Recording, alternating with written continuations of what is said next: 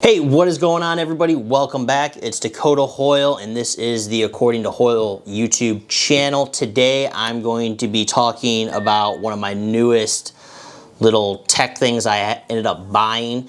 It's the DJI OSMO Mobile 3, and today we're going to be talking about the pros, cons, and why you should have one of these in your arsenal if you haven't already. So first off, a little bit of a backstory. A lot of times, Alyssa and I, when we're out and about running around at theme parks, we've realized that the Canon 90D that I shoot pretty much everything in my studio with is extremely heavy, and it just gets annoying carrying it throughout the theme parks throughout the day. A lot of times we were taking photos and videos with cell phones, and we found that it was just easier to film what we wanted to film at the theme parks with a cell phone, but one of the biggest things was it was hard to do selfies and stuff and get really nice stable shots. So on a whim, I went out, bought the DJI OSMO Mobile 3. Down at the bottom is a link to where you can get this. I do want to let you guys know I bought the combo kit. Main difference for the combo kit's an extra, I think, $20 more. You get a hard case, and then you get kind of like a little tripod thing that you can set your gimbal down on.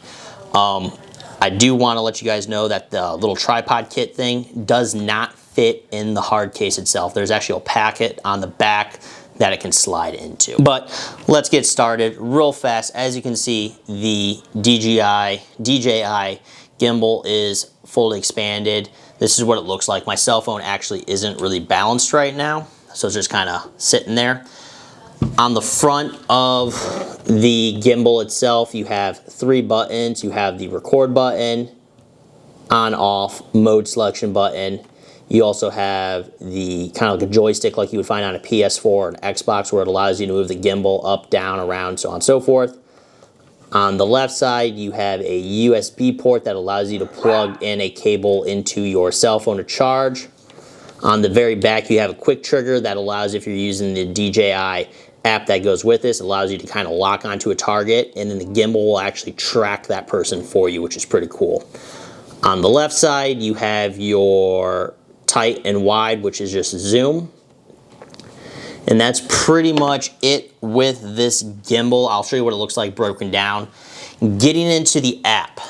The app for the DJI OSMO Mobile 3 has quite a few benefits, but also has a lot of drawbacks. Some of the benefits that I enjoy is the time-lapse and hyperlapse, which allows you, as you guys can see on your screen right now, to just kind of give like really cool sped-up shots. The stabilization in this is ridiculously amazing for what it is. Battery life is around 12 to 15 hours. It recharges using a USB-C cord, and it took me about an hour and a half to 2 hours to fully charge from zero. It's very, very useful. The app, though, you can do, like, it allows you to do like glamour shots, where it'll automatically edit your footage for you and like adjust contrast. I really don't mess with it too much though on that aspect. I always adjust everything in Premiere Pro. There's also a part where it'll tell you what type of shots to take using the gimbal and put it into a movie for you guys, which is also another cool benefit. Some of the downsides though is, for example, I have the Samsung S10, but it only allows me to shoot in 3 modes with my camera. 720 at 30 frames per second, 1080 at 30 frames per second, and 4K at 30 frames per second. But the cameras on my Samsung allow me to shoot in a whole bunch more different frames than just 30, so I'm kind of confused at why I'm so limited. Apparently DJI's like generic response is, oh, we set the app up to be able to shoot whatever the camera on the phone can use, but I really feel limited in that aspect with the app. I can use my onboard camera app, however I lose some of the tracking features and stuff like that that's native to the DJI. The other thing is with the zoom in and out. Like I said, my Samsung S10 has a couple of different lenses or camera lenses on it that allows me to do an extreme wide shot, normal shot, and then a zoomed in shot without any loss of like pixels or anything like that. However, with the app, it seems like when I'm zooming in on their app, it's just a digital zoom. So when I zoom in the 10x, it's extremely pixelated and really, really a bad shot. So I'm not sure if I'm just doing something wrong or not. I'm not 100% sure. DJI, I love what it does. It's just its main weakness is the app. However, I mean, if you're okay with shooting 30 frames per second for everything, the gimbal's awesome. The app kind of has some drawbacks. I know in the DJI OSMO Mobile 2, there was third-party apps that you could use. However, I haven't been able to find anything for the Mobile 3 yet. But before we end this video, I do want to show you that the DJI OSMO Mobile 3 does fold up nice and tight, which is very new compared to the old one that did not fold up like pretty much at all. But without the little kickstand on the bottom of it, this is roughly what you're looking at. I can actually fit this in my pocket. It takes me less than 10 seconds to set it up, balance the cell phone, especially with the Samsung S10. It's very light, so I don't have to do too much.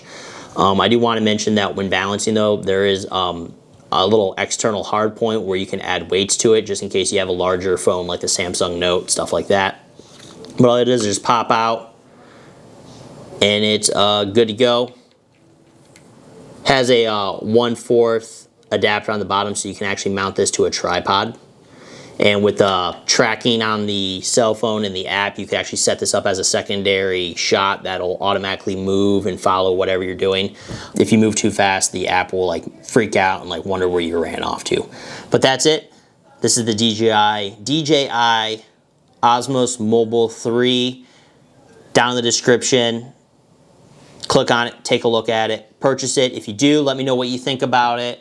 If you like this video, make sure to please like, subscribe to the channel. We are going to be doing weekly updates. Again, like normal, I kind of had to take a break. But with that being said, I'll see you guys in the next video. See you later.